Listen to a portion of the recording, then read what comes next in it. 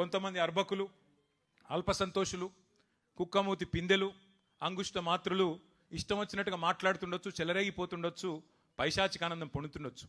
కానీ దేశపతి శ్రీనివాస్ గారు చెప్పినట్టు మరి వాస్తవం, అది అక్షర సత్యం.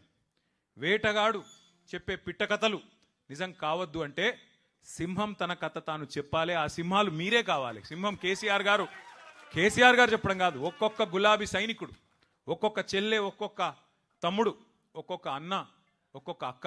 ఇంతకుముందు మా అక్కలు ఎంత అద్భుతంగా వాడిన పాట. ఎవరు చెప్పిండ్రు వాళ్ళకి అట్లా రాయమని? ఎవరైనా ఆదేశించిండ్రా? లేకపోతే ఎవరైనా చెవులో నూరి పోసిండ్రా? వాళ్ళ అనుభవం, వాళ్ళకి ఎవరైనా నేర్పించిండ్రా?